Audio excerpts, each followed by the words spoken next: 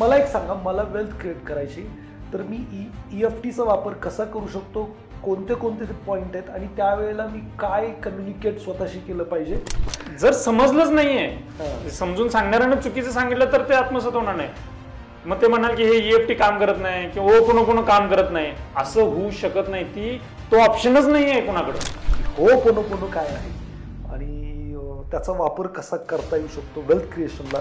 I am sorry, please forgive me, I love you, thank you. मला त्रास होतोय, मला संधी दिलीस त्याबद्दल मी थँक्यू. मग हे मी युनिव्हर्सशी कनेक्ट करतो. आणि मला त्या दिवशी एक गोष्ट रिअलाइज झाली की प्रत्येक माणूस इमोशनल लेवलवरती आजारी. एक्झॅक्ट प्रत्येक माणूस. मी माझं पण सांगतो आणि मी इतरांचं पण ऑब्झर्व केलं, एव्हरीवन इमोशनली आजारी आहे. EFT इज द रामबाण उपाय.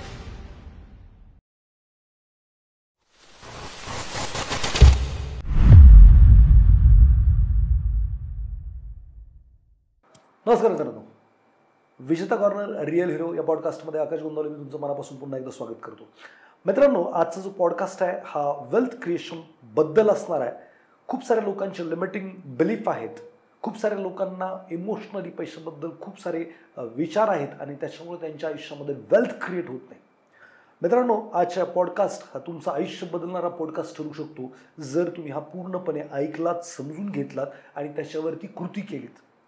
मी असं म्हणेल की हा पॉडकास्ट तुम्ही ऐकला आणि तुमच्या आयुष्यात फायनान्शियली काही बदल नाही झाला असं होऊच शकत नाही. फक्त एकच गोष्ट करण्याची गरज आहे.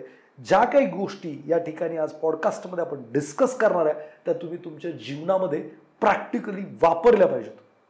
सो मित्रांनो, जर तुम्ही या पॉडकास्टवरती नवीन असाल तर खाली सबस्क्राईब नावाचं बटन दिलं आहे, त्याला क्लिक करा, बेल आयकॉनला हिट करा, जेणेकरून नवीन जेव्हा कोणताही पॉडकास्ट येईल तेव्हा तुम्हाला त्याचं इंटिमेशन तात्काळ मिळेल.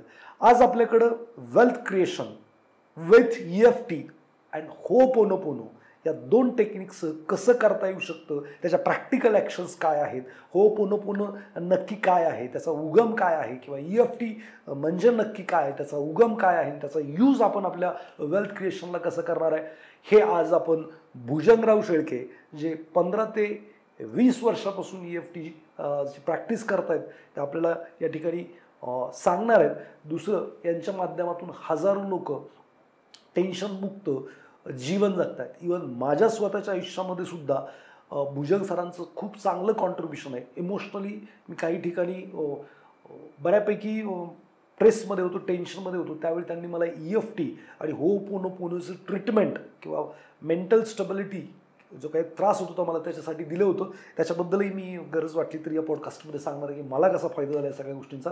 सो आपण स्वागत करूयात भुजंगराव शेळके सरांचं आपल्या पॉडकास्टमध्ये. भुजंगराव सर, तुमचं मनापासून स्वागत. धन्यवाद सर, धन्यवाद. भुजंगराव सर, आपण डायरेक्टली टॉपिकला सुरुवात करूयात बिकॉज तुम्ही याच्या अगोदरही विजेता कॉर्नरमध्ये येऊन तुमची स्टोरी वगैरे सांगितली होती. Yes yes. पहिला माझा प्रश्न आहे की EFT काय आहे आणि याचं उगम स्थान काय आहे? EFT अर्थात इमोशनल फ्रीडम टेक्निक ही साधारण 1990च्या दशकात गॅरी क्रेग या इंजिनियरनी जगासमोर मांडली. ठीक आहे. त्याचा थोडक्यात पार्श्वभूमी किंवा त्याचा इतिहास असा की डॉक्टर रॉजर कॅलन हे थॉट फील्ड थेरपी या नावाने ते इतरांसमोर मांडत होते आणि ती त्यावेळेत समजून घेण्यासाठी पण थोडीशी कठीण होती आणि त्याचा लोकांपर्यंत लिमिटेड ॲक्सेस होता. म्हणजे अतिशय जेन्युइन किंवा अतिशय जिज्ञासू लोकच तिथंपर्यंत पोहोचत होते. आणि ज्यावेळेस गॅरी क्रेग हे तिथं पोहोचले, त्या कार्यशाळेमध्ये पोहोचले, त्यावेळेस त्यांच्या लक्षात आलं की हे काहीतरी मिरॅकल्स आहे, हे काहीतरी अतिशय महत्त्वाचं आहे आणि हे अनेकांपर्यंत पोहोचलं पाहिजे. मग त्यांनी त्याच्यात थोडासा बदल केला आणि त्याला EFT असं नाव दिलं, इमोशनल फ्रीडम टेक्निक, आणि ते जगासमोर मांडलं. जगासमोर मांडताना गॅरी क्रेग यांनी ना एक अफलातून कन्सेप्ट वापरला किंवा टेक्निक वापरली किंवा एक आयडिया वापरली की ज्याच्यामुळे त्याचा प्रसार आणि प्रचार खूप मोठा झाला. त्यांनी काय केलं की त्या टेक्निकला थोडं सिम्पल फॉर्ममध्ये मांडलं आणि वेबसाईटच्या माध्यमातून लोकांना इन्व्हॉल्व केलं. ज्यांनी ती वेबसाईटला व्हिजिट केली त्यांचे अनुभव घेतले आणि त्यांना सांगितलं की तुम्ही तुमच्या फील्डमध्ये वापरा. मग ते कोण चाइल्ड स्पेशलिस्ट होते, कोण टीचर होते, कोण फुल टाइम हीलर होते, असे कोण जनावरांचे डॉक्टर होते वगैरे, अशा वेगवेगळ्या फील्डमध्ये त्यांनी ते वापर केला. प्रत्येकाने त्याचे अनुभव वापरले आणि त्यांना ते त्या प्लॅटफॉर्मवरती शेअर करायला सांगितले, त्याच वेबसाईटवरती. आणि हे सांगत असताना ह्यांनी जो कोर्स मांडला होता त्या वेबसाईटवरती तो फ्रीमध्ये ठेवला होता सुरुवातीला आणि हे सांगितलं होतं की हे ॲटलिस्ट 100 जणांपर्यंत तुम्ही इंडिव्हिज्युअली पोहोचवा. बरं. एक अट दिली होती. मग जे कोणी हे कोर्स घेईल त्यांना अट होती की 100 जणांपर्यंत पोहोचवा. मग असं ते स्प्रेड व्हायला मदत झाली आणि प्रत्येकाने आपापल्या पद्धतीनं त्याच्यावरती वापर केला. कोण लॅबोरेटरीमध्ये आहे तर त्यांनी त्यांचे सॅम्पल घ्यायच्या अगोदर, पेशंटचे सॅम्पल घ्यायच्या अगोदर टॅपिंग केलं, पेशंटचे सॅम्पल घेतल्यानंतर टॅपिंग केलं. असं मग तो फरक त्यांनी अनुभवला, तो त्यांनी मांडला. असं करत त्याचा प्रचार वाढला. ओके. पण कोणकोणत्या गोष्टीवरती EFT काम करतं? मुळात EFTचा जो त्यावेळेस ज्यांनी म्हणजे गॅरी क्रेग यांनी जगासमोर कन्सेप्ट मांडला त्यावेळेस त्यांनी असं मांडलं होतं की तुमचा जो डिस्टर्बन्स होतोय तुमच्या आयुष्यातला, मग तो इमोशनली असेल, शारीरिक असेल, हा तुमच्या ह्या बॉडीमधला काहीतरी एनर्जी फ्लो डिस्टर्ब होतोय. बरं.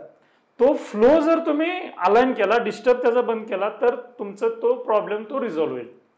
म्हणजे बॉडीज एनर्जीज डिस्टर्बशन ऑफ एनर्जी हा जो कन्सेप्ट त्यांनी मांडला तो ठीक करायला शरीरावरती असे काही 8 ते 10 पॉइंट्स त्यांनी मांडले. त्या पॉइंट्सवरती असं हलकंसं टॅपिंग केलं.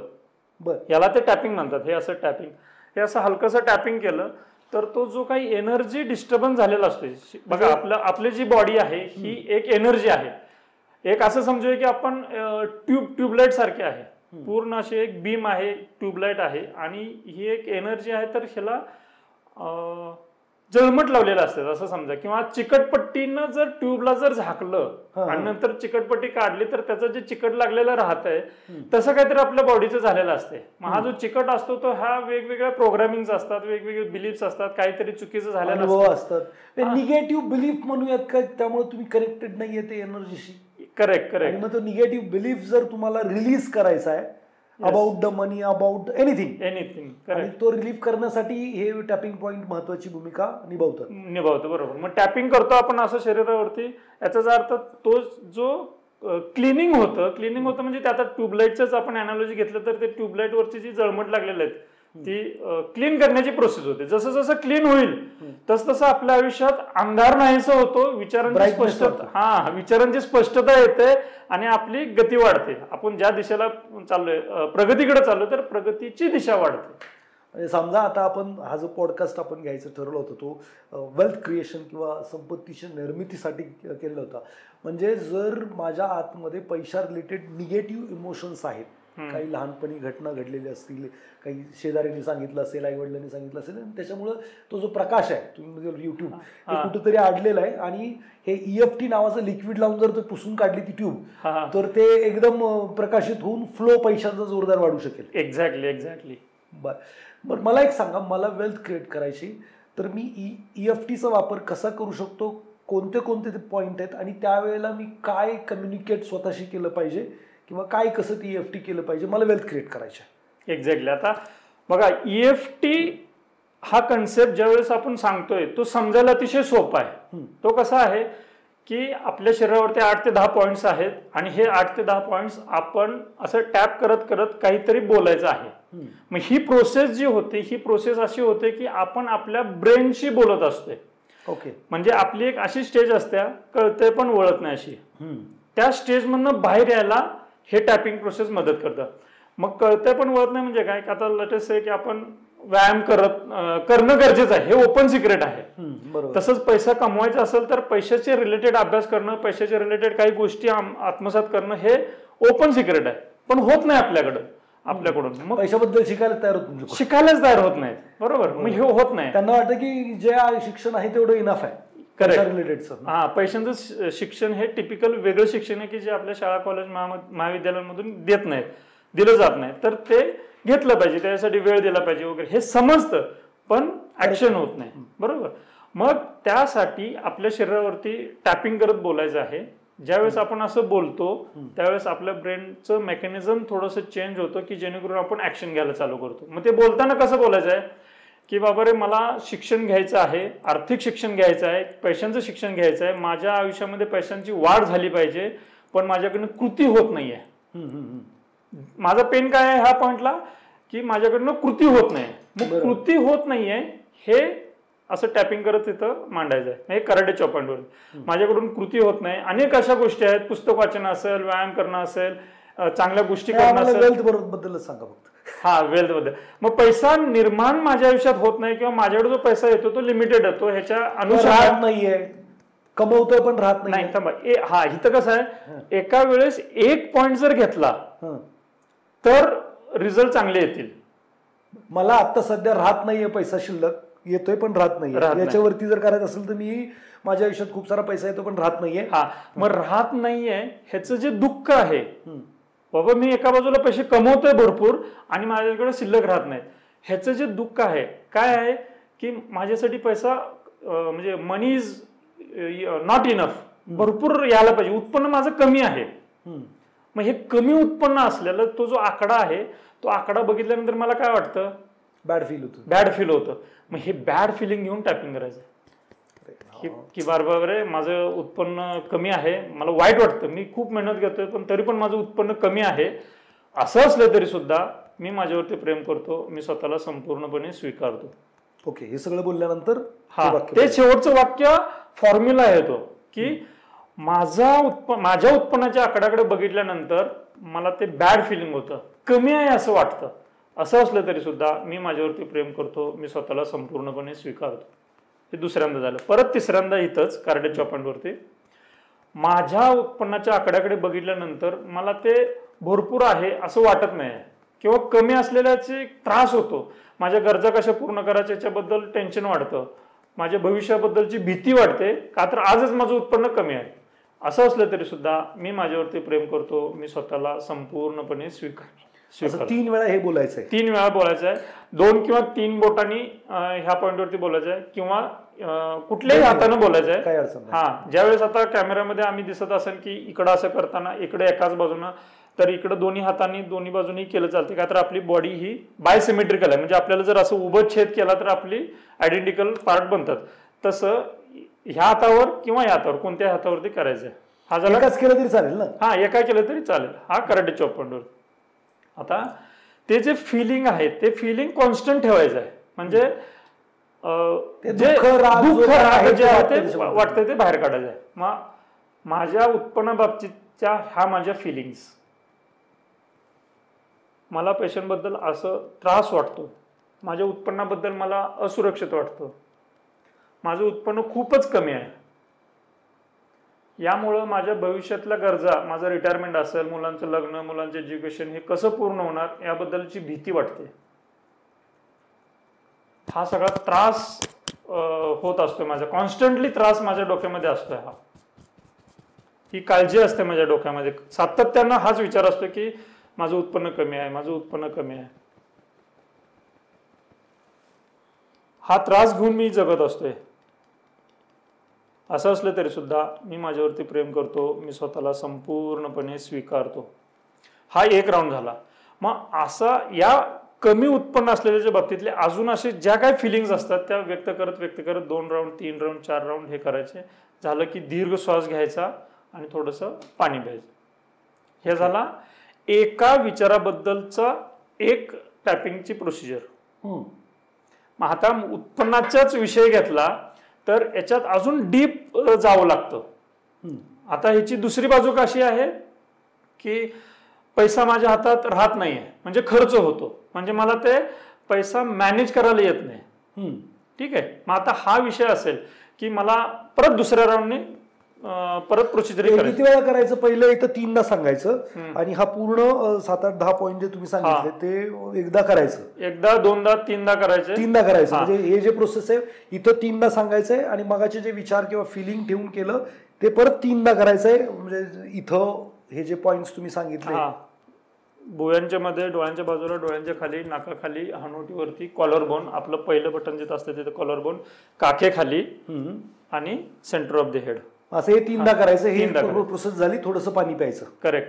आता यामध्ये इंटेन्सिटी स्केल, ज्यावेळेस गॅरी क्रेग यांनी जगासमोर कन्सेप्ट मांडला त्यावेळेस इंटेन्सिटी स्केल मांडलेली. इंटेन्सिटी स्केलचा अर्थ काय, तर 0 to 10 वरती हा तो त्रास आपण चेक करायचा बिफोर टॅपिंग, की बाबा मला हा त्रास होतोय तर किती त्रास होतोय, तर 10 पेक्षा जास्ती होतोय तर 10, किंवा 8 होतोय, 9 होतोय, 5 होतोय, उत्पन्नाबद्दल मला असुरक्षित वाटतं. मग किती फिलिंग किती कमी झाली निगेटिव्ह हे चेक करायचंय. आता ह्याच्यासाठी असं कुठलं स्टँडर्ड मोजमाप नाहीये. बरोबर, की तुमचं फिलिंगचं रेट वेगळं असेल, मग तुम्ही 8 म्हटलं तर 8च असं का, हे असं काय नाही, एक अंडरस्टँडिंग म्हणून पहिल्यापेक्षा कमी झालं का एवढंच चेक करायचं त्यामध्ये. ठीक आहे, हे असणं अत्यंत गरजेचं आहे. यामध्ये आपल्याला काय लक्षात येतं की आपण योग्य ट्रॅकवरती आहोत की नाहीत हे कळतं. म्हणजे आता आपण 1 राऊंड केला, 2 राऊंड केला, टिपिकली त्या क्षणाला फील गुड होतं, पण किती फील गुड होतंय, म्हणजे ड्रॉप झालं तर किती झालं, 2 पॉईंटनी झालं, 3 पॉईंटनी झालं हे कळतं. आणि त्याच्या अजून डीप डाईव्ह अजून जास्ती जाता येतं. आता उत्पन्नाच्याच बाबतीत करायचं झालं तर उत्पन्न कमी आहे ह्या बाबतीत आपल्या लक्षात आलं आणि त्याबरोबर आपण टॅपिंग केलं. आता हे सगळं कसं आहे, बिलीफचा खेळ आहे, धारणांचा खेळ आहे.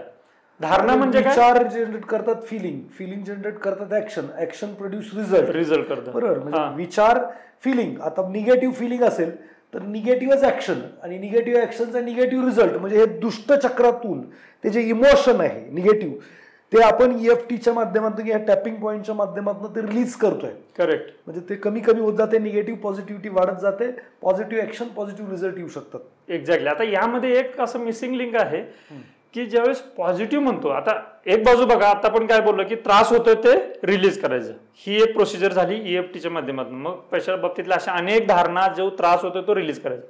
आता त्याचबरोबर आपली एनर्जी लेवल पण वाढली पाहिजे ना. जसं आपण ट्यूबलाईटचा रेफरन्स दिला, ट्यूबलाईटचं व्होल्टेज पण वाढलं पाहिजे ना.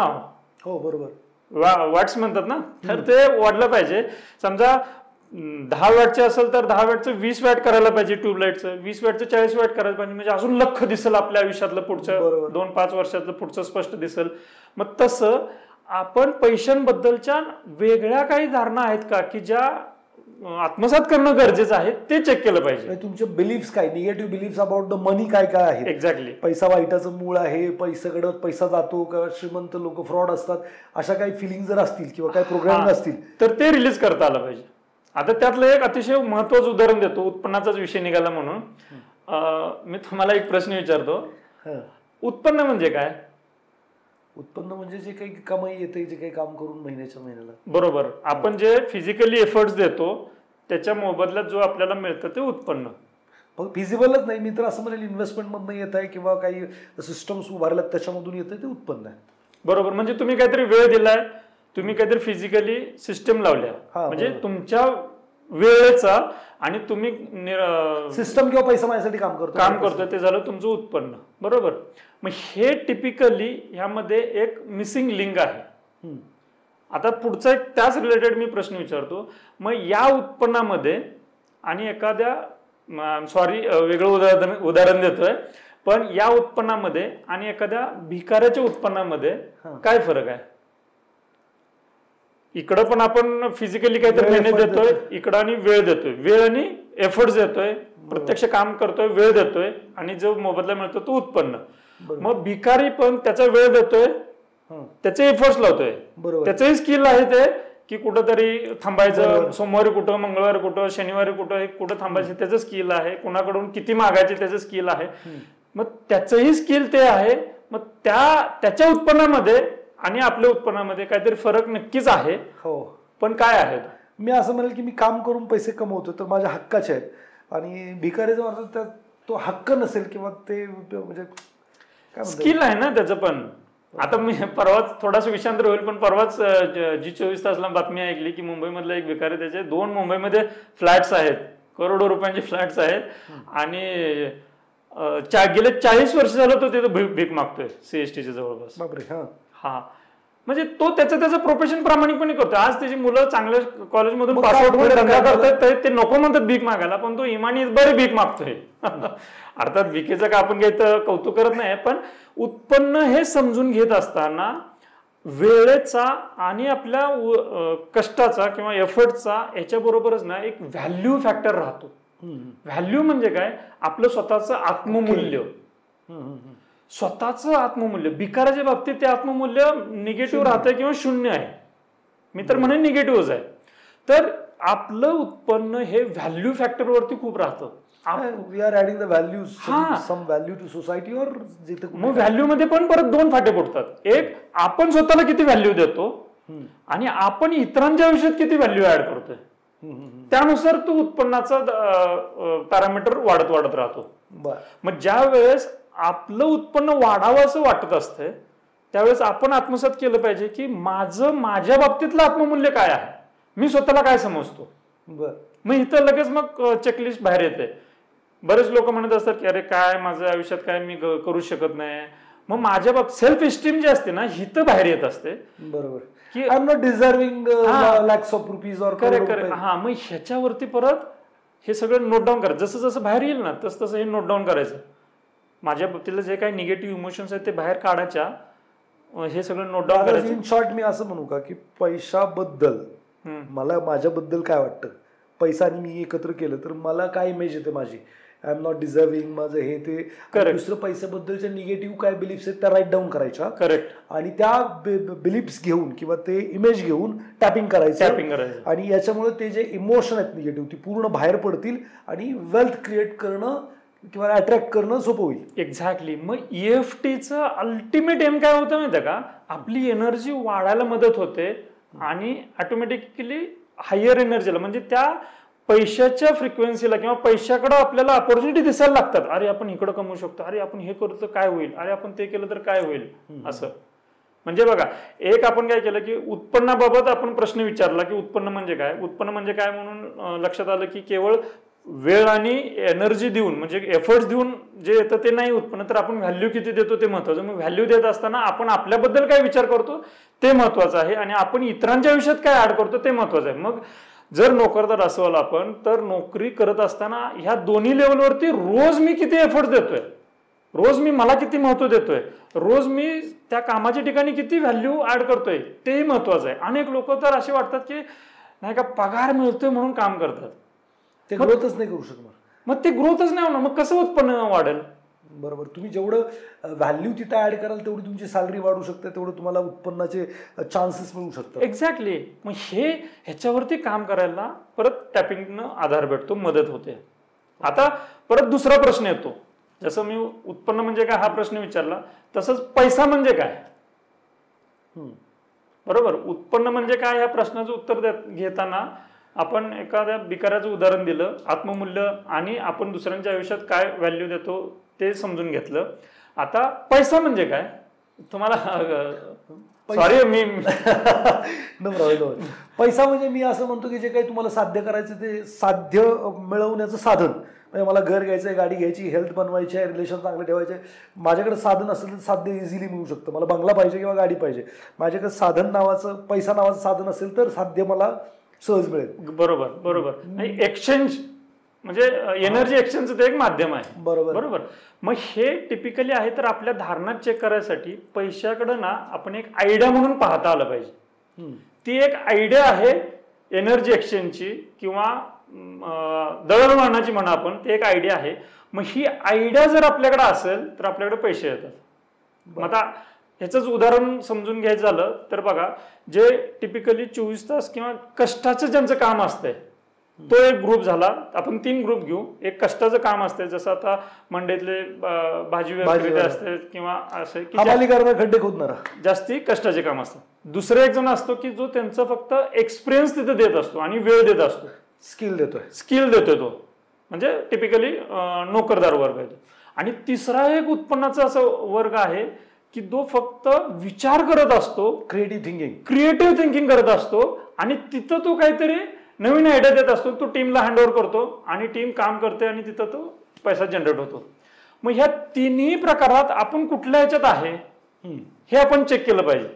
बरं, हे आता आपण जरासं खोलात जातोय का तर ह्या सगळ्या धारणांचाच खेळ आहे, धारणा समजून घ्यायच्या. मग आता आपण जर समजा पहिल्या वर्गात असेल जिथं कष्टाचं काम करतोय, पैशांबद्दल विचार करत नाही, पैसा हे एक आयडिया आहे असं समजतच नाहीये आणि आपण केवळ काम करतोय तर आपल्याकडे ऑपॉर्च्युनिटी नाही देणार. दुसरा आहे विषय की फक्त नोकरदार वर्ग आहे, स्किलच विचार करतोय आणि वेळ देतोय, तिथं तो स्वतःचा अनुभव विकतोय, तिथं पैसा हे आयडिया म्हणून पाहत नाही, क्रिएटिव्हली काही करत नाहीये तर नाही होत.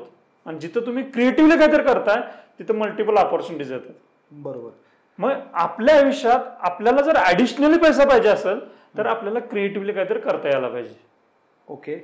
मग क्रिएटिव्हली आज करता येत नाही ना, मग का करता येत नाही, मग त्या रिलेटेड परत डीप डाईव्ह करायचं आणि आपण तो जो प्रॉब्लेम आहे तो प्रॉब्लेम इथं टॅपिंग करत करत व्यक्त करत करत रिलीज करायचा प्रयत्न करायचा. जसं रिलीज होत जाईल तसं आपली ताकद वाढते किंवा आपल्या विचारांची स्पष्टता येते की जेणेकरून आपण ती ऍक्शन घेऊ. म्हणजे तुम्ही फिजिकल उत्पन्नामधनं स्किल उत्पन्नामध्ये जाऊ शकाल आणि स्किल मधनं तुम्ही क्रिएटिव्ह मध्ये जाऊ, तुम्हाला प्रचंड अर्निंग कमवतो. एक्झॅक्टली. हे टॅपिंग सगळं शक्य आहे. एक्झॅक्ट. मित्रांनो, खूप महत्त्वाचा विषय आहे याच्यावरती. EFT बद्दल माझं सांगेल की माझ्याबरोबर रिसेंटली 4-5-6 महिन्यापूर्वी एक इन्सिडन्स घडले. म्हणजे बरेचसे इन्सिडन्स एकत्र आले आणि I was very disturb. Incidence simple होते की खूप साऱ्या लोकांनी म्हणजे मी पैसे खूप चांगले कमवले, लोकांना दिले, लोक पे करत नव्हते, बरेचसे आरोप करत होते आणि मग मला कुठेतरी असं निगेटिव्ह फिलिंग होतं. आणि भुजंग सर माझ्याबरोबर सकाळी मॉर्निंग वॉकला मला भेटले आणि जस्ट आय वॉज शेअर की असं आहे. आणि म्हटलं मी आता आहे ना सगळ्यांवरती केस ठोकणार आहे. मला पैशांची कमतरता नव्हती, पण माझे खूप सारे पैसे लोकांकडे होते आणि ते माझ्याबद्दल निगेटिव्ह बोलत होते आणि त्यामुळे मी डिस्टर्ब होतो. सो मी म्हटलं की मलाही तसा फरक पडत नाही, एखादा वकीलच कामाला ठेवतो आणि म्हटलं सगळ्यांना कोर्टात खेचतो, म्हटलं मरून तिकडे आयुष्यभर केस लढू दे, सगळ्यांनी त्रास दिलाय, मी पण त्यांना त्रास देणार. आणि ते इमोशनली एवढं काही डिझास्टर होतं आणि मी ते सगळं प्लॅनिंगमध्ये होतो. इव्हन मी वकिलांशी बोललो होतो आणि भुजंग सरांशी बोलल्यानंतर मग सरांनी मला EFT बद्दल सांगितलं. ते म्हटलं ठीक आहे, लोकांचं काय होईल ते होईल, पण आपण त्याच्यात सुखी आहोत का, आपण त्यात आनंदी आहेत का, याच्यात तुम्हाला सुख मिळणार आहे का, बरं पैसे हवेत का तुम्हाला त्यांच्याकडनं रिफंड, आणि ते आले तर काय, आत्ता आहे त्याच्यात भागते. कारण आत्ता माझ्याकडं फ्लो खूप चांगला आहे. तो मला पैसे त्यांच्याकडनं पाहिजे नव्हते, पण त्यांची निगेटिव्हिटीमुळे मी डिस्टर्ब होत होतो आणि ते इमोशनली कुठं खूपच त्रासदायक होतं. तर त्यांनी EFT सांगितलं मला आणि त्यांनी सांगितलं फक्त 2-4 दिवस थांबा आणि मी सांगतो ते फक्त फॉलो करा. तर ते मी EFT फॉलो केलं. ड्रास्टिकली बदल होता माझ्यामध्ये 2-4 दिवसामध्ये. ते एवढं काही इमोशन रिलीज झाले होते आणि मी तो परत विचार करायचा बंद केला. याचबरोबर त्यांनी मला अजून एक टेक्निक सांगितली होती ज्याच्याबद्दल मी प्रश्न विचारणार म्हणून मी थोडंसं बॅकग्राऊंड याचं सांगितलं. तर त्यांनी मला सांगितलं होपोनोपोनो. तर EFT जे आहे ते तुम्ही किती वेळा वापरायचं, काय करायचं, आपण एंडला हा प्रश्न विचारूच. पण होपोनोपोनो आणि EFT ह्या दोन्हीचं कॉम्बिनेशन खूप महत्त्वपूर्ण आहे. तर माझा प्रश्न भुजंग सर तुम्हाला असा आहे की होपोनोपोनो काय आहे आणि त्याचा वापर कसा करता येऊ शकतो वेल्थ क्रिएशनला. Once again yes. So thank you for your compliments. तुम्ही ज्या पद्धतीने अनुभव शेअर केला तो खरंच मिरेकल्स होता. हो, आणि ते 2-3 दिवसात झालं. 2-3 दिवसात मी लिटरली 1 वर्ष 2 वर्ष तर ट्रेसमध्ये होतो. माझ्या सुरुवातीच्या आयुष्यात पण खूप लोकांनी मला फसवलं म्हणा, किंवा त्या खरं तर त्या निगेटिव्ह घटनांमुळेच मी आज पॉझिटिव्ह झालं असं होऊ शकतं. पण खूप लोक जवळची होती ज्यांनी पैसे घेतले, दिलेच नाही, वरून ते अजून काहीतरी एलिगन्स करत होते माझ्या बरोबर. कुठेतरी सगळे लोक दृष्ट एकत्र आले की ते एकाला टार्गेट करतात, असा तो प्रकार होता. सो थँक्यू व्हेरी मच की तुम्ही माझ्या आयुष्यात आला तर ते सगळं केलं. So thank you. मला ती एक संधी भेटली मला ते नॉलेज शेअर करायची. होपोनोपोनो हा डायरेक्टली तुमचा प्रश्न होता. त्या प्रश्नाकडे जाण्या अगोदर मी थोडंसं ऍड करू इच्छितो की आपल्या डे टू डे लाईफमध्ये वर्तमान क्षणात आपण आता राहतोय, तर ह्या क्षणावरती भूतकाळाचा प्रचंड दबाव असतो आणि हा दबाव इतका डायनामिक आणि इतका प्रभावी असतोय की आपलं वर्तमानातलं हे चालणं हे गडबडू शकतं, भरकटू शकतं. आणि या ठिकाणी जर गाईड करणारा किंवा ह्या ठिकाणी जर आपल्याला बोट पकडणारा, ज्याचा आपण बोट पकडू शकतो असा जर नसेल तर आपली गाडी भरकुटू शकते. तर हे गायडन्स असणं ना, लिटरली त्या दिवशी तुम्ही नसतात भेटला तर मी सगळ्यांना कोर्टात खेचलं असतं आणि मला खरंच काही फरक पडणार नव्हता. वकिलाला ₹1,00,000 महिन्याला दिले असते तरी, ₹2,00,000 दिले असते तरी, म्हणजे दॅट मच मी परेशानीमध्ये होतो किंवा त्या त्रासात होतो. गायडन्स करणारा किंवा तुमच्यासारखा मेंटर असणं खरंच खूप गरजेचं आहे. खूप इमोशनल फ्रीडम. आणि मला त्या दिवशी एक गोष्ट रिअलाइज झाली की प्रत्येक माणूस इमोशनल लेवलवरती आजारी आहे. एक्झॅक्टली. प्रत्येक माणूस. मी माझं पण सांगतो आणि मी इतरांचं पण ऑब्झर्व केलं, एव्हरीवन इमोशनली आजारी आहे. EFT इज द रामबाण उपाय. एक्झॅक्टली. आता तरीही मी थोडासा पॉज घेतो आता, सॉरी सर. ओपनकडे जाण्या अगोदर पहा, मी म्हणतो ना एका बाजूला की गायडन्सची गरज असते. सर मी आज माझ्याकडे जवळपास 1000-1500 बुक्स आहेत माझ्या घरी की ज्या माध्यमातून मी कंटिन्युअसली स्वतःला अपग्रेड करत असतोय. मग बुकच्या माध्यमातून आज जगातले अत्यंत टॉप लेवलचे बुक्स आहेत माझ्याकडे की ज्याच्या माध्यमातून मी ते मार्गदर्शन घेत असतो, आत्मसात करत असतो की जेणेकरून माझी गाडी कुठेतरी डिस्टर्ब नाही व्हायला पाहिजे. बरोबर. हे हे आता हे नॉलेज सोर्स जो पुस्तकांचा आहे, ज्याला प्रत्येकालाच वाचायची आवड असते असंच नाही वगैरे, हे प्रत्येकाकडे असेलच असं काही नाही आहे. म्हणून प्रत्येकानं कोणाकडे तर कोणाकडे म्हणजे तुम्ही मेंटरशिप घेतलीच पाहिजे. ओके, सो हा झाला एक भाग. पुढचा भाग असा आहे ओपोनोपोनो बद्दलचा. ओपोनोपोनो हा हवाईयन कन्सेप्ट आहे. ओके, साधारण हा 4000 वर्षांपासूनचा हा कन्सेप्ट अस्तित्वात आलेला आहे. त्याचे जसं जसं राहणीमान, जसं जसं जीवनमान वगैरे बदलते तसं तसं त्याचा फॉर्म पण बदलत आलेला आहे.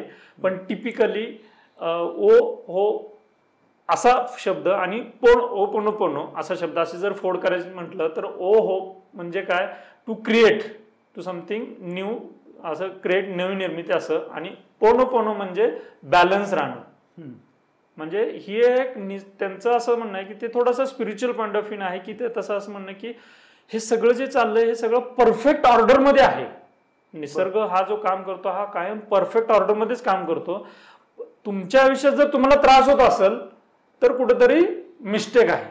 मग ही मिस्टेक कशी त्याच्यावरती काम कसं करायचं, तर त्यांनी 4 वाक्य सांगितलेले आहेत.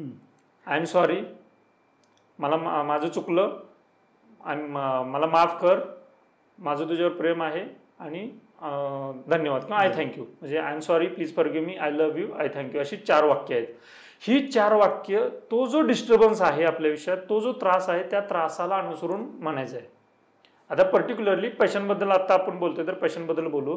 मग पैसे कमी असण्याबद्दल त्रास होतोय, मग I am sorry, please forgive me, I love you, I thank you, हे पैशाबद्दल बोलायचं. आता ह्या ओपोनोपोनो बद्दल आपलं अंडरस्टँडिंग वाढवलं पाहिजे.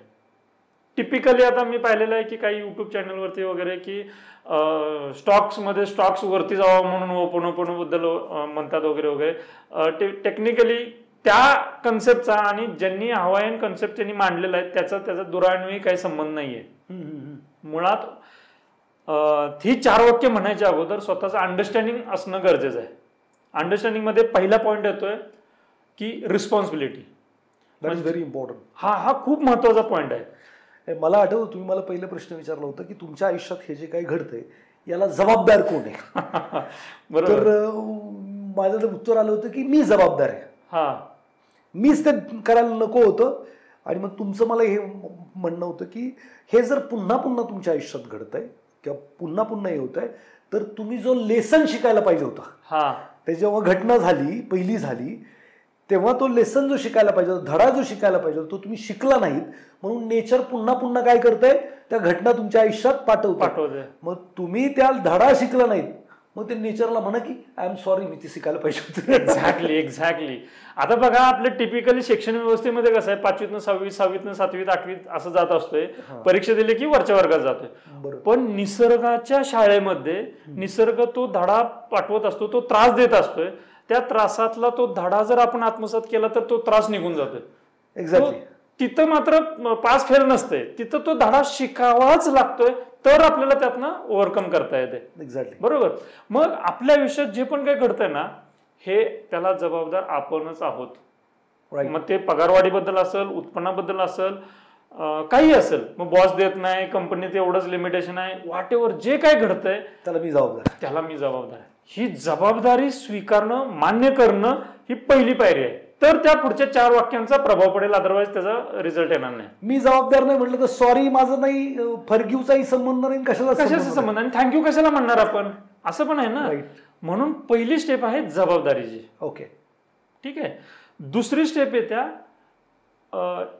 निरपेक्षपणा, म्हणजे एक्सपेक्टेशनच ठेवायची नाहीत. आता ही टिपिकली तारेवरची कसरत आहे. म्हणजे एका बाजूला आपल्याला त्रास होतोय, एका बाजूला आपल्याला उत्पन्न कमी आहे आणि आपण अपेक्षा ठेवतो की उत्पन्न वाढायचं आहे. मग उत्पन्न वाढायचं आहे म्हणून I am sorry, please forgive me, I love you, I thank you असं जर म्हणत असेल तर ते कुठेतरी अजून मॅनिप्युलेशन होऊन जाते, ते कुठेतरी चुकीच्या दिशेला जाते. ओके. मग दुसरी स्टेप काय आहे की नो एक्सपेक्टेशन. ओके. पैशांसाठी म्हणून आपण टॅपिंग करतोय, पैशांसाठी म्हणून आपण ओपन करतोय, तर एक्सपेक्टेशनच ठेवायचे नाहीत. आता हे परत डायजेस्ट होणं अवघड आहे. हा, मग त्यासाठी ओपोनोपोनो अजून एक स्टेप डीप मध्ये जाऊन समजून घेणं गरजेचं आहे. ओपोनोपोनो समजून घेत असताना त्यांनी काय सांगितले, 3 स्टेजेस सांगितलेत. माणूस ऑपरेट जो करतो ह्या 3 स्टेजेसवरती करतो. पहिली स्टेप आहे डिफॉल्ट. डिफॉल्ट म्हणजे त्या व्यक्तीच्या आयुष्य असं असतंय की त्याला दुसरं कोणतरी ऑपरेट करत असतोय, म्हणजे त्याचं डिपेंडन्सी दुसऱ्यावरती असते. आपला रिमोट दुसरे राहतात, तो दाबेल बटन तसं आपण वागतो, तसंच वागतो. मोस्टली गृहिणी असतात, मोस्टली कामगार लोक असतात, त्यांच्या हातात काय नसतंय, सिनियर लोक सांगतील तसं ते करावं लागतं, लिमिटेशन असतात वगैरे वगैरे. हे डिफॉल्ट लेवलवरती राहतात. दुसरी स्टेज येते इंटेन्शननी वाटचाल करणं. मग या स्टेजमध्ये काय आहे की इथं तो व्यक्ती इंटेन्शन सेट करतो, नाही बाबा मला 1 वर्षात एवढं उत्पन्न कमवायचं, काय करता येईल, तो धडपड करतो, वाचन करतो, मेहनत करतो, समजून घेतो, इंटेन्शन ठेवून काहीतरी पुढे जातो तो. बरोबर, ठीक आहे, मला 2 लाख रुपये कमवायचे ह्या वर्षभरात, ह्या 2 महिन्यात, व्हॉटेवर, म्हणजे ऍडिशनल जे आता एक्झिस्टिंग आहे त्याच्यापेक्षा एक्स्ट्राचं कमवायचं. मग काहीतरी तो विचार करतो, कृती करतो आणि त्याला रिझल्ट येतात नाही येतात तो पुढचा प्रश्न, तो किती एफर्ट देतो त्याच्यावरती आहे. म्हणजे ही दुसरी स्टेज आहे, इंटेन्शन ठेवून काम करणं. आणि तिसरी स्टेज आहे इन्स्पिरेशन. मग ओपोनोपोनो मध्ये ज्यावेळेस नो एक्सपेक्टेशन येतं, म्हणजे कोणत्याही अपेक्षेशिवाय आपण ते कन्सेप्ट आत्मसात करायचे किंवा कृती करायचे, तर ह्या तिसऱ्या स्टेजमध्ये आपल्याला जावं लागतंय की जिथं इन्स्पिरेशन आहे. इन्स्पिरेशन म्हणजे आपण ह्या सृष्टीला किंवा डिव्हाइनला ओपन होतोय की बाबा हे सगळं तुझंच आहे, तूच ठरव आता पुढे काय करायचं. आता थोडंसं अजून डीप मध्ये सांगायचा प्रयत्न करतो की आपण कॉन्शियस, सबकॉन्शियस आणि सुपर कॉन्शियस अशा लेवलवरती राहतंय. कॉन्शियस लेवल आपण जे काय आता बोलतोय, चालतोय वगैरे ते. सबकॉन्शियस म्हणजे आपलं इंटरनल जे मेकॅनिझम चालतंय, आपलं कंट्रोल नाही त्याच्यावरती, पण हे सगळं चालू आहे, ब्लड सर्क्युलेशन, हे जे काही बॉडी पार्ट्स वगैरे, हे सबकॉन्शियस लेवलवरती राहत आहे. आणि सुपर कॉन्शियस म्हणजे त्या डिव्हाइन शक्तीशी एकरूप होणं. मग ओपोनोपोनोचा अल्टिमेट पर्पजच त्या डिव्हाइनशी कनेक्ट करण्याचा आहे.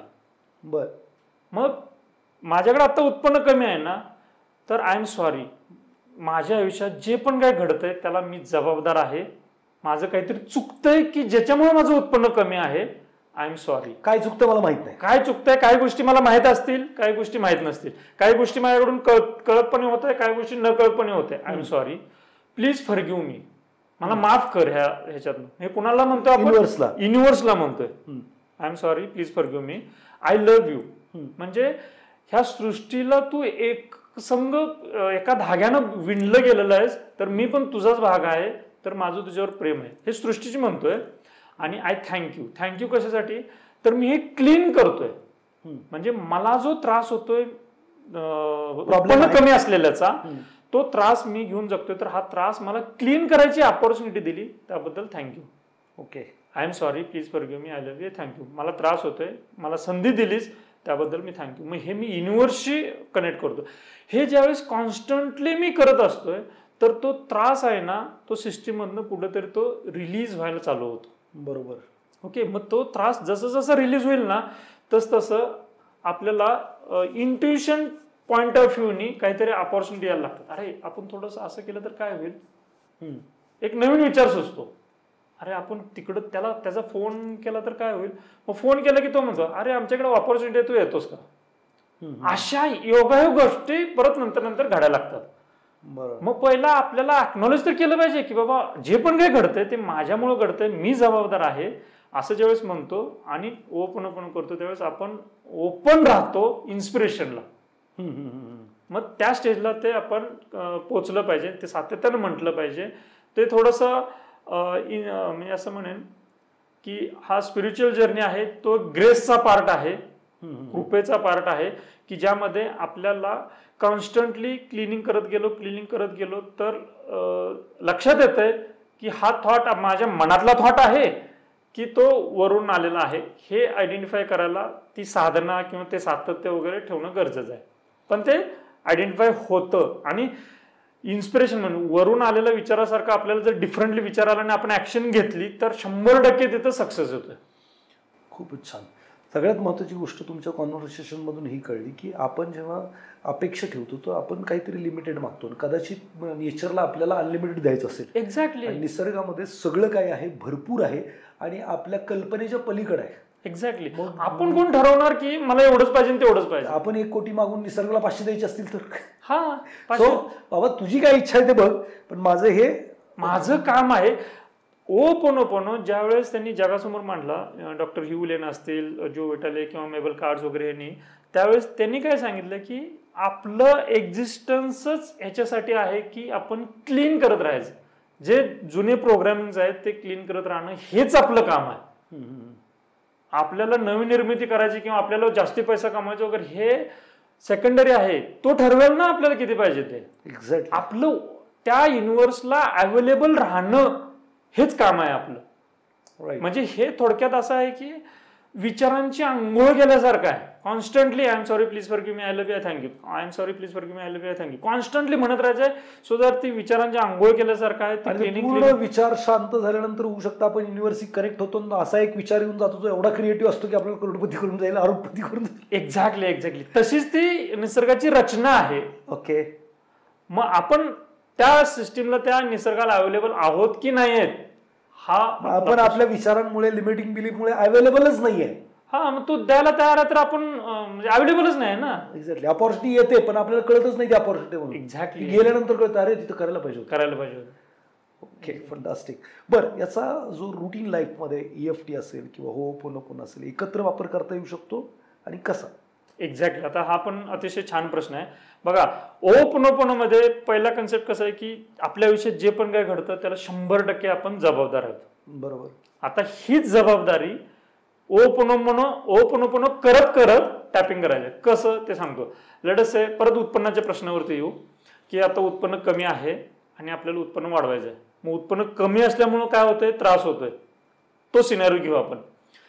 टॅपिंग करायचं आहे परत इथं की माझ्या आयुष्यात उत्पन्न कमी आहे आणि यास 100% मी जबाबदार आहे.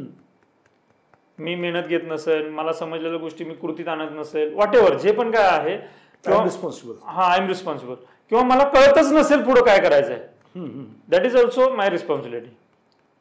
असं असलं तरी सुद्धा मी स्वतःला पूर्णपणे स्वीकारतो, मी स्वतःवरती प्रेम करतो की माझ्या आयुष्यात जे पण काही घडतंय त्याला मी 100% जबाबदार आहे. I am sorry, please forgive me, I love you, I thank you.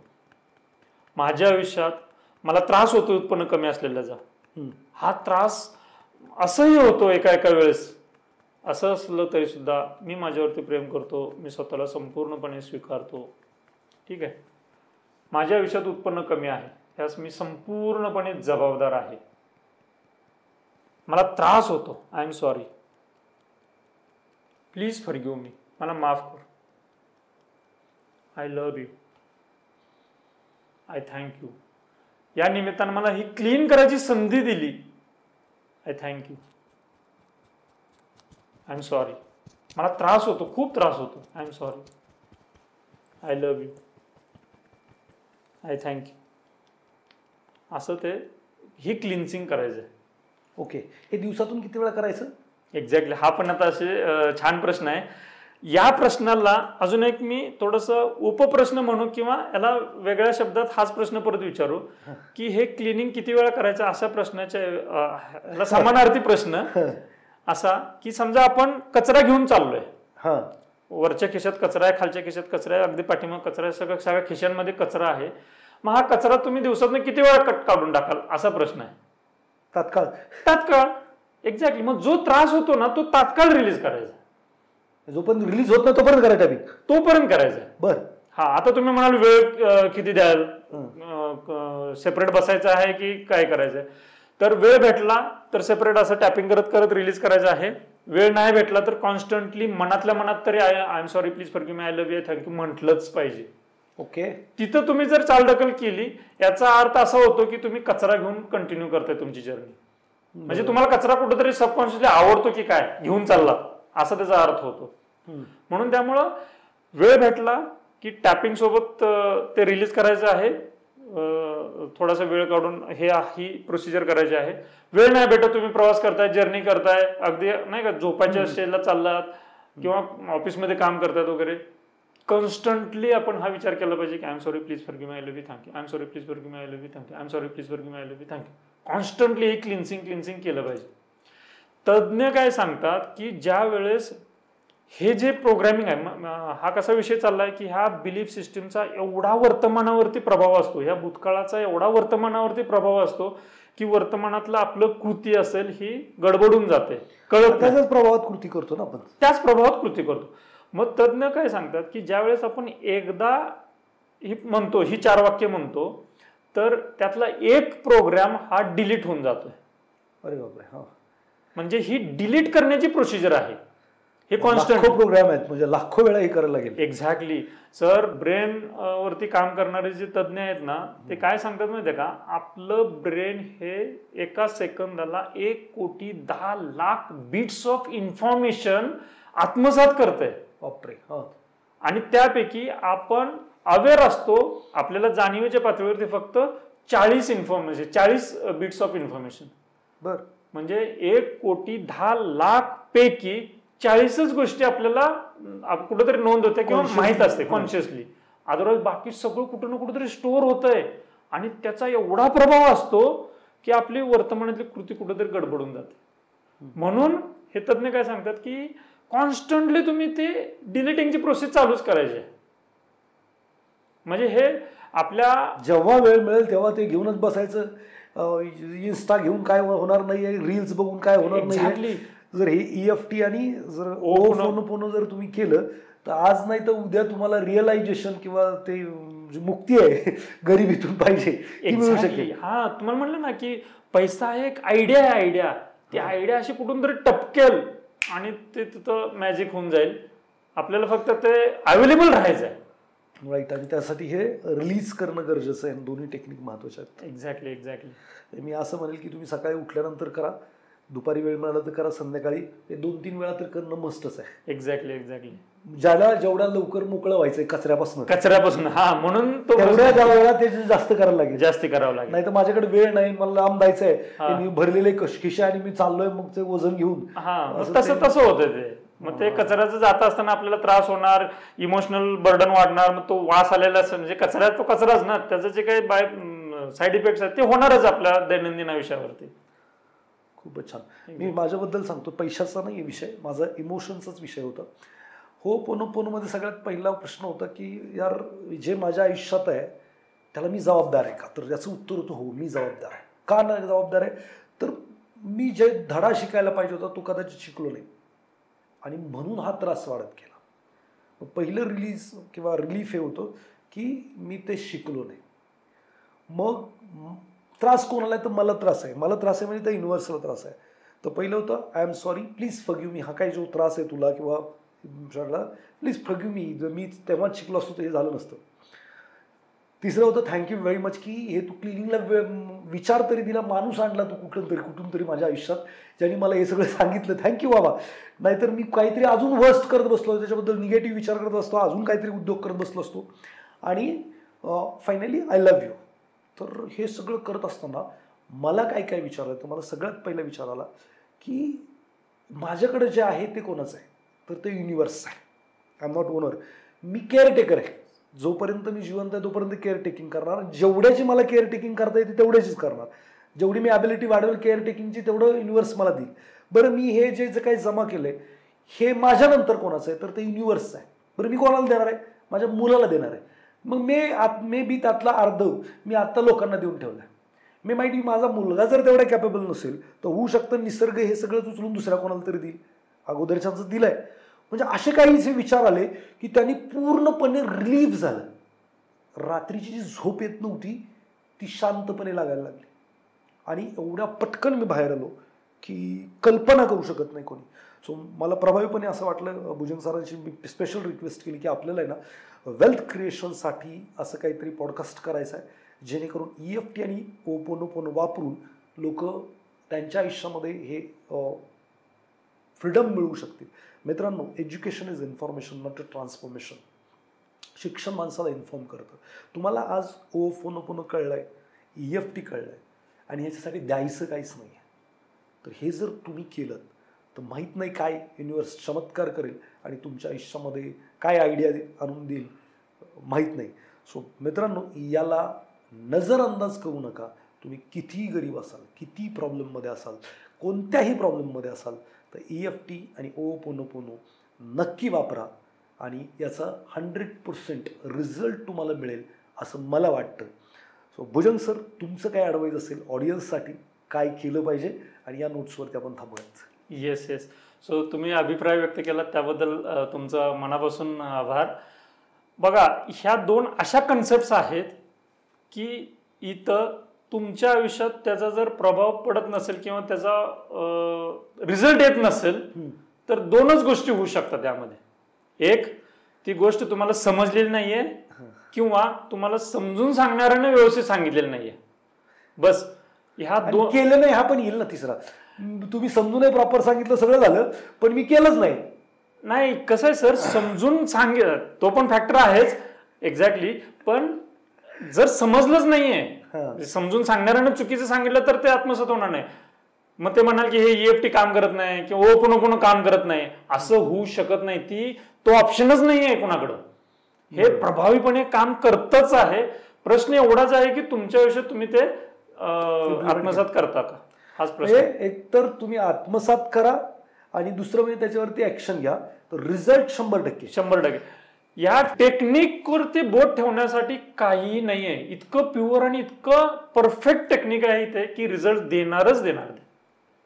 So मित्रांनो, भुजंग सर एवढी वर्ष त्याचं प्रॅक्टिस करतायत. मी स्वतः त्याचा अनुभव घेतला आहे. अर्थात माझा पैशाचा काही विषय नव्हता, बिकॉज मी जरी 1 कोटी 2 कोटी 5 कोटीला गेलो असेल तर I earn lots of money, so that was not issue. आणि माझा फ्लो फार चांगला होता, म्हणजे आहे, जेणेकरून मला कोणीच पैसे नाही दिले. आजपासून मी पूर्ण कमवायचं बंद केलं तरी मला नाही वाटत मला आयुष्यभर काही कमी पडणार आहे. सो तेवढं सगळं असताना सुद्धा इमोशनली फार डिस्टर्ब होतो आणि त्यातनं मला 100% रिलीफ मिळाला आहे. सो डेफिनेटली तुम्हाला सुद्धा पैशाच्या बाबतीत 100% रिलीफ मिळू शकतो. भुजंग सरांनी जे सांगितलं की या टेक्निकवरती बूट करू शकत नाही. जर तुम्हाला बूटच करायचं असेल तर स्वतःकडे करावं लागेल की मी ते नीट समजून नाही घेतलं किंवा मी त्याच्यावरती नीट ॲक्शन घेतली नाही. सो मित्रांनो, तुम्ही शेवटपर्यंत हा पॉडकास्ट पाहिला त्याच्याबद्दल तुमचं मनापासून धन्यवाद. खाली सबस्क्राईब बटन आहे, जे नवीन आहेत त्यांनी सबस्क्राईब करा, चॅनलला लाईक करा, व्हिडिओ शेअर करा इतरांना. काय रे, हा व्हिडिओ जी गरीब लोक आहेत किंवा ज्यांना वाटतं की तुम्हाला हेल्प करण्याची इच्छा होते, जे पेराल ते वापेल, नक्की इतरांना शेअर करा. त्यांच्या पण आयुष्यात श्रीमंत आणण्यासाठी निमित्त बना, जे तुमच्या आयुष्यात मल्टिपल झाल्याशिवाय राहणार नाही. भुजंग सर, जर हे EFT आहे किंवा ओपोनोपोनो आहे, जे लोक त्रस्त आहेत त्यांना जर काही तुमची मदत पाहिजे असेल तर कसं संपर्क करता येईल तुमच्याशी? सर, माझ्याकडं वेबसाईट आहे आपली किंवा माझा नंबर आहे, तुम्ही शेअर करू शकताय. तुमचं काय यूट्यूब चॅनल वगैरे?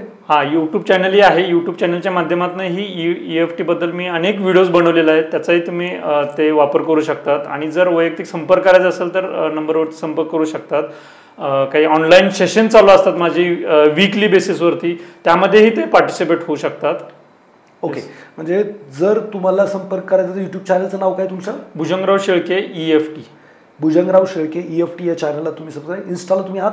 इन्स्टाला पण आहे. इन्स्टाला पण भुजंगराव शेळके या नावाने इन्स्टा हँडल आहे. भुजंगराव शेळके या नावाने आहात. आणि तुमचे जे प्रोग्राम असतात ते तुम्हाला संपर्क करायचा खाली दिलेल्या नंबरवर. येस. तर मित्रांनो, ज्या लोकांना याच्यातून अजून ॲडव्हान्स काही माहिती पाहिजे, खूप साऱ्या डिझास्टरमध्ये अडकलेला आहात, तर त्याच्यातून बाहेर पडायचं एका एक्सपर्टची ज्यांना गरज आहे त्यांनी नक्की भुजंग सरांशी खाली दिलेल्या नंबरवरती संपर्क करा. आणि मी स्वतः तुम्हाला हे सांगू शकतो की भुजंगराव सरांनी जे काही माझ्या बाबतीत काम केलं आहे, I was very impressed. Bhujang सरांचं जर सांगितलं तर सर माझे 10 वर्षापूर्वी मनी अकॅडमी फायनान्शियल लिटरसीचे स्टुडंट आहेत, फॅमिली मेंबर आहेत money academy. We were student and म्हणजे असं ते रिलेशन होतं. Now we are very good friends.